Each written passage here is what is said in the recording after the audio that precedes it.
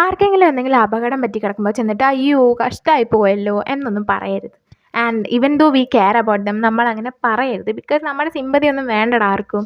കുറച്ച് ദിവസം മുന്നേ എനിക്ക് അറിയാവുന്ന ഒരു ആൻറ്റീനെ കണ്ടു. ആൻഡ് പുള്ളിക്കാരിയുടെ കൈ ഇങ്ങനെ തോർത്തിട്ട് മറച്ചു വെച്ചിരിക്കുന്നു. ഞാനും ഉണ്ട് അപ്പൂപ്പനും ഉണ്ട്. അപ്പോൾ നമ്മളിങ്ങനെ ചോദിച്ചു എന്ത് പറ്റി, എൻ്റെ കൈ എന്താ മറച്ചു വെച്ചിരിക്കുന്നതെന്ന് ചോദിച്ചു. അപ്പോൾ ആദ്യമേ ഒന്നും പറയാൻ കൂട്ടാക്കില്ല. എന്നിട്ടും കുറച്ച് കഴിഞ്ഞപ്പോഴത്തേനും പുള്ളിക്കാരി ഇങ്ങനെ കയ്യിലെ കെട്ടിങ്ങനെ കെട്ടല്ല തോർത്തിങ്ങനെ മാറ്റിയിട്ട് ഇങ്ങനെ പറഞ്ഞു പൊള്ളിയതാ, കഴിഞ്ഞ ഉത്സവത്തിന് പൊള്ളിയതാണെന്ന് പറഞ്ഞു.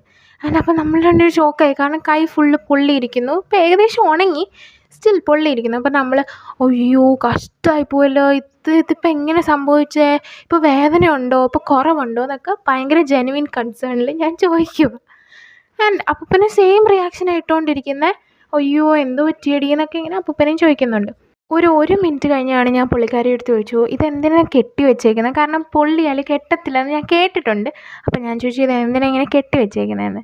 ആൻഡ് ഷീസ് ലൈക്ക് ഈ നാട്ടുകാരൊക്കെ കാണുമ്പോൾ അങ്ങ് അയ്യോ വെപ്പ അത് കേൾക്കുമ്പോഴാണ് ഞാൻ ഭയങ്കര എംബാരസ്ഡായി. അയ്യോ എന്നെക്കുറിച്ച് ആയിരിക്കത്തില്ല എന്നുള്ള ഫുൾ കോൺഫിഡൻസ് ഞാൻ പറഞ്ഞു ശരി ആൻറ്റി ആൾക്കാരൊക്കെ അങ്ങനെയാണ്. അതുകൊണ്ട് ഇനി ആരെങ്കിലും എന്തെങ്കിലും പറ്റിക്കിടക്കുമ്പോൾ അയ്യോ കഷ്ടമായി പോയല്ലോ, വേദനയുണ്ടോ, അങ്ങനെയാണോ ഇങ്ങനെയാണോ എന്ന് പറഞ്ഞാൽ സിമ്പതി ആയിട്ട് ചെല്ലരുത്. Like it bro. So by.